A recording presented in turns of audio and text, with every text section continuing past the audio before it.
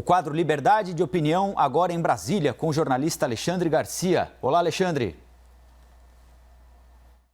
Olá, Colombo. À sua disposição. Alexandre, nós estamos acompanhando desde logo cedinho a operação da Polícia Federal que investiga desvios da saúde, uma operação que passa pela caneta do juiz Marcelo Bretas lá no Rio de Janeiro e tem como um dos principais alvos o secretário estadual de Transportes Metropolitanos de São Paulo, Alexandre Baldi, que no estado de São Paulo cuida do metrô, cuida dos trens de superfície, dos ônibus intermunicipais e é o gestor de um dos principais orçamentos do estado mais rico do país. As acusações contra ele não se referem à passagem dele como secretário estadual em São Paulo, mas sim como alguém que viabilizava o encontro de determinadas pessoas com organizações sociais que administram entidades da saúde e por esse vínculo, por esse encontro, ele supostamente, segundo a denúncia, recebia uma quantia do contrato estabelecido. Queria saber de você, Alexandre, é claro, tudo isso ainda é denúncia, né? É fundamental pontuar isso, precisa passar pelo Poder Judiciário, a denúncia precisa ser aceita, mas por que essa área da saúde permite tantos buracos por onde drena o dinheiro do contribuinte, hein, Alexandre? Pois é, tudo isso é suspeita por enquanto, né? A denúncia vem depois é o Ministério Público que faz. Agora, eu acho que a primeira suspeita muito séria é essa quantidade de dinheiro na casa dele.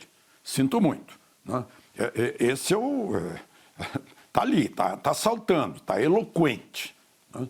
Eloquente, sinto muito, né? Será que ele não acredita em banco? Será que não acredita no mundo digital que a gente pega? Eu pego aqui o meu celular e pago contas aqui, né? Está muito bom, até durante a pandemia a gente digita e transfere dinheiro, né? Faz 2 semanas que eu comprei um carro ali digitando, não precisei de dinheiro, não preciso ter dinheiro em casa. Para que eu vou atrair ladrão para minha casa? Aí o sujeito tem assim um campo na imagem que a gente viu ali, um cofrinho do lado, no cofrinho não cabe esse dinheiro todo, né? Esse cofrinho pode ser para documento, para joia, alguma coisa assim, para relógio. Agora, essa dinheirama que estava ali, tudo notinha de 100 e nova. Será que o banco não quis? Não, eu não quero nota de 100 nova, né? Aí eu vou guardar em casa, né? Operação Dardanários, se não me engano, Dardanários, significa atravessadores, mediadores, né? Ajeitam encontros, né? O juiz Marcelo Bretas mandou, vamos ver, Petrópolis, São José do Rio Preto, Goiânia, Brasília, tá cheio de gente envolvida. Quando me disseram que era saúde, né, eu disse assim, será que, porque eu soube outro dia em Brasília que tinha gente comprando ivermectina, assim, 50 mil reais de ivermectina para eu guardar, porque custava, sei lá, 6, 7 reais, agora estão vendendo a 30 ou vendendo a mais, né? Um lucro fabuloso, porque as pessoas estão correndo atrás como preventivo, né? Mas deve ser algo maior, né? Todo esse dinheiro em casa, né? Esse denário, né?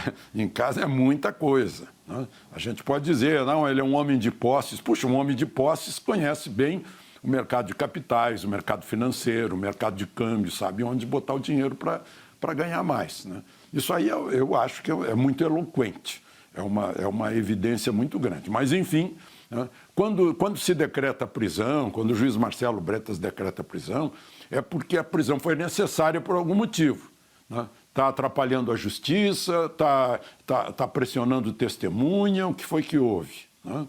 Então, tem até um pesquisador da Fiocruz no meio disso aí, a Fundação Oswaldo Cruz. Então, eu tenho lamentado, né, tudo isso que acontece na área da saúde agora, que é estimulado aí pelo fato de que a gastança é livre, né? O que tem acontecido com respiradores, já falamos aqui, hospitais de campanha, todo mundo... É o momento da tentação, né, para o caráter fraco, é o momento da tentação, olha, liberou, né? Então, essas operações... Em primeiro lugar, elas derrubam a teoria de que estão demolindo a Lava Jato. Não estão, a Lava Jato está na rua, né? Continua trabalhando, né? E ainda ontem o Renato Duque, velho conhecido nosso, né, se tornou réu mais uma vez, ou seja, o juiz aceitou a denúncia do Ministério Público, ele é réu mais uma vez, se meteu lá com uma tal de Multitec, o diretor dessa empresa também, numa obra de construção de uma subsidiária da Petrobras na Baixada Fluminense, se não me engano. Agora, a propósito, né, eu digo, olha, não contem a nenhum amigo estrangeiro que aqui no Brasil acontece isso. Esse Renato Duque, por exemplo, está condenado, já em 7 processos, foi condenado a 124 anos de prisão, somados. Ele só cumpriu 5 e agora ele leva a tornozeleira eletrônica para passear, né? Então não contem isso para algum amigo europeu, que eles vão chamar você de mentiroso. Mas isso acontece aqui no Brasil. Aí, Colombo. Agora, Alexandre, a gente já ressaltou aqui, não é, que a suspeita contra o secretário Alexandre Baldi não se deve, por enquanto pelo menos, à condição dele como gestor da Secretaria de Transportes Metropolitanos. Então, não há denúncia sobre má gestão de dinheiro no governo do Estado de São Paulo, onde ele está desde o dia 1º de janeiro de 2019. No entanto, é alguém que o governador Dória trouxe após ocupar o cargo de ministro das cidades do governo Temer, por supostamente lidar bem com empreiteiras, saber como destravar obras. Essa era a ideia, porque São Paulo tem muitas obras de metrô, de trens, todas elas paradas há muito tempo e custando muito mais caro do que deveriam aos contribuintes paulistas. Algumas com denúncias de superfaturamento e outras mais caras porque simplesmente estão paradas mesmo. Então ele veio com essa condição de gestor, de alguém com essa experiência para destravar isso tudo e fazer isso tudo andar. Então, apesar de a denúncia não se referir ao papel dele como gestor no estado de São Paulo, a denúncia atinge, inegavelmente, a gestão Dória em São Paulo e é mais um tucano a ser atingido num espaço de tempo muito curto, né? Denúncias contra José Serra, contra Geraldo Alckmin, mais lá atrás contra Aécio Neves, agora contra João Dória, que é tido como o novo, né? A figura mais representativa do novo PSDB. O que é que isso tudo significa para o partido, Alexandre? Bom, em primeiro lugar, de novo, eu vou explicar que não se trata de denúncia contra o Baldi, se trata de suspeita, né? De novo, há um grito eloquente de um monte de dinheiro na casa dele, né? Eu acho que é um choque para o governo Dória, né? Pode não ter nenhum envolvimento, pode ter, pode não ter, né? Como dizia a ministra Carmen Lúcia, né? Botou um C lá para complicar. Mas ele veio de Goiás, ele foi deputado federal, ele foi ministro da cidade de Temer, né? Enfim, ele tem uma carreira política longa, embora seja um jovem ainda de 40 anos, por aí. Eu acho que atinge, sim, os tucanos, sem dúvida, né? Isso a gente está vendo. Teve um preso já, agora também parece que está em liberdade, está em prisão domiciliar, se não me engano, o Eduardo Azeredo, foi governador de Minas, né? Foi uma das lideranças tucanas. Aécio Neves foi candidato à presidência. Alckmin, candidato à presidência. Alckmin está aí agora com bloqueio de 11 milhões e 300 mil. Ele, o tesoureiro da campanha dele, o assessor, né, de dinheiro recebido da Odebrecht, segundo as investigações, né? Isso também vocês não podem contar para um amigo estrangeiro, né, dizendo assim, olha, o candidato que perdeu só de uma doação recebeu 11 milhões e o candidato que ganhou gastou 2,5 milhões por aí, né? Vocês não podem contar com o sujeito, não vai acreditar nessa inversão da proporcionalidade das coisas. A campanha eleitoral teve gente gastando 60 milhões. Bom, mas é um baque, sim, para um partido que já foi muito importante, né? E hoje já tem uma bancada mais reduzida e que vai ter uma eleição municipal pela frente. E como a gente sabe, o poder dos partidos começa nas prefeituras, né? Que é a base da federação, é o município, né?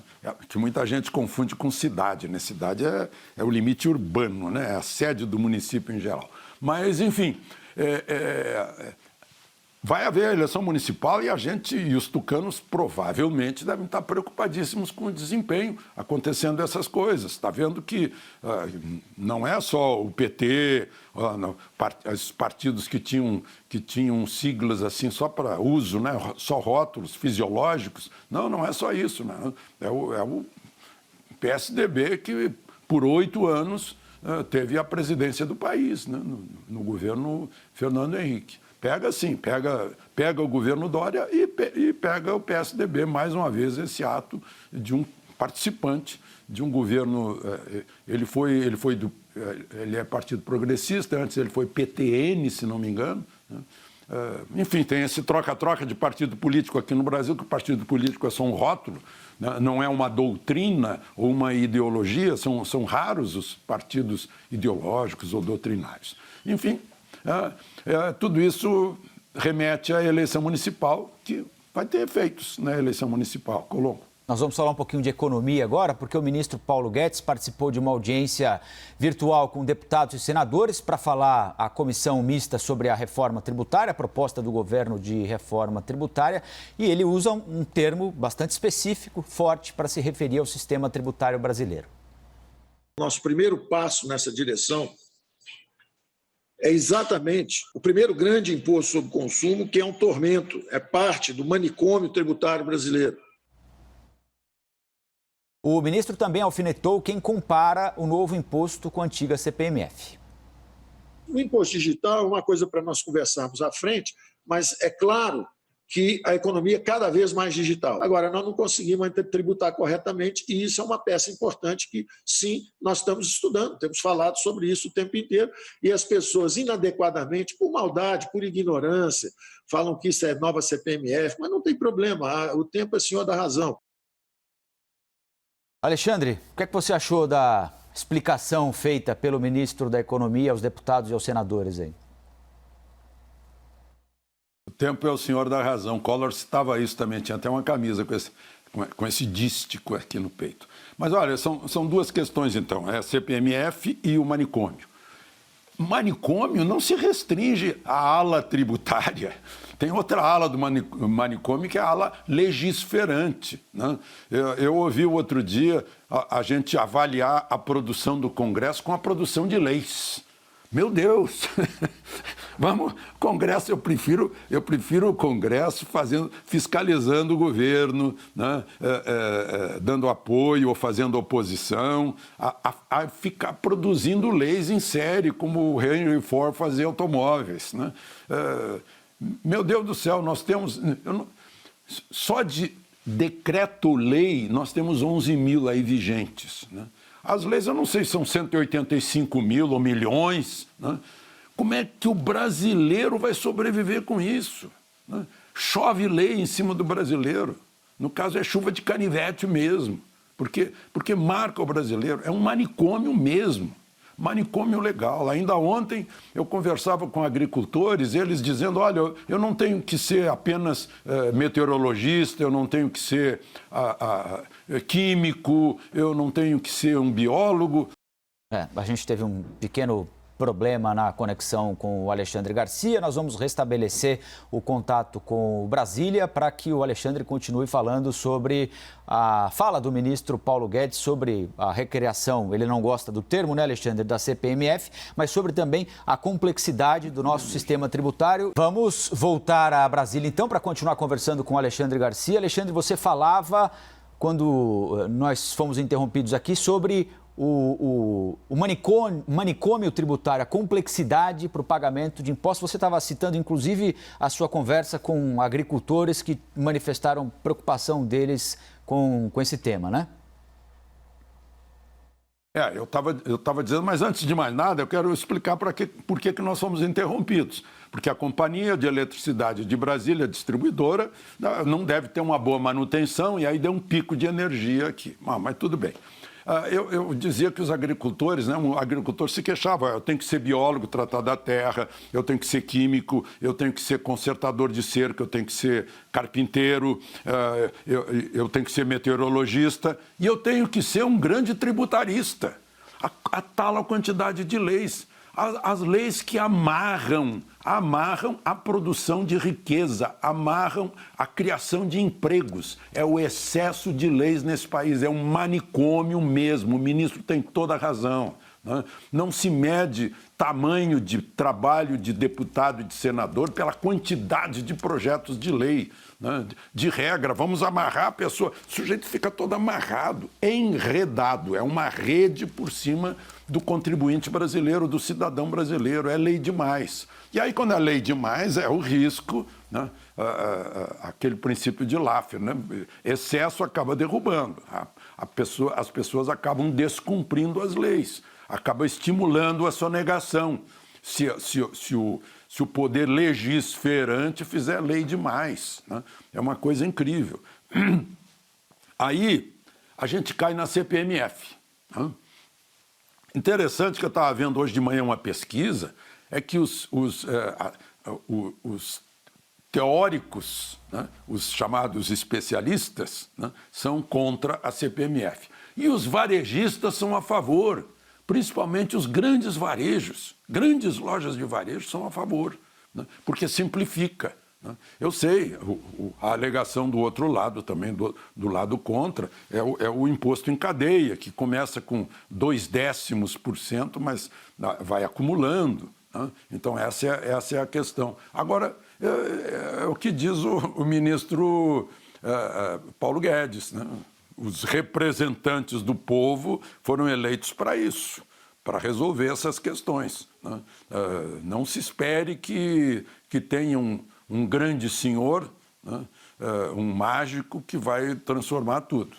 O Congresso Nacional é que detém esse poder de fazer leis. Agora, ao fim dessa história toda de discussão sobre reforma tributária, Alexandre, qual é a chance, na sua avaliação, de que isso tudo termine em aumento de carga tributária?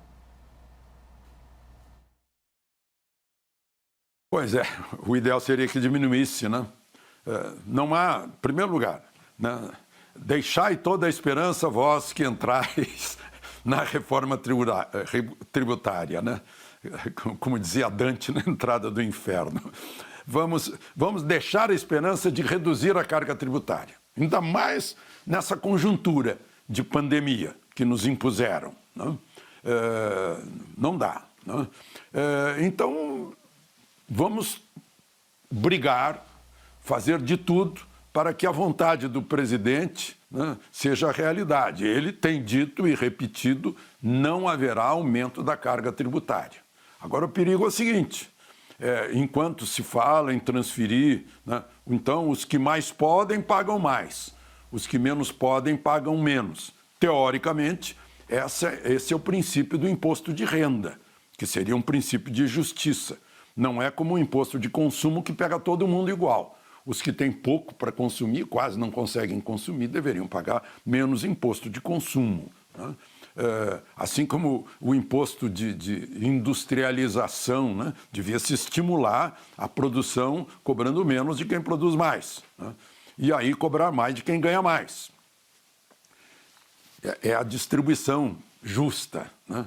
Agora, entre o justo e o real, entre aquilo que os anjos fariam e o que os homens fazem, pode ir uma diferença. Então, acho que não adianta a gente ter esperança de, neste momento, nessa conjuntura, nesse período aí de médio e longo prazo, a gente ter uma redução da carga fiscal, como fez o Paraguai, para atrair emprego, atrair indústria, atrair investimento. O Paraguai fez isso. Né?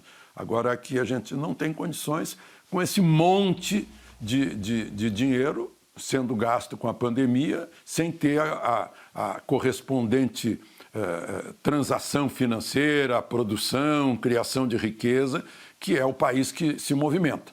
Governos não criam riqueza, governos transferem riqueza. E esse é o X da questão, como transferir, né, com justiça, fazendo também justiça social, que é uma das funções de um governo. Alexandre, boa quinta e até amanhã, hein? Até amanhã.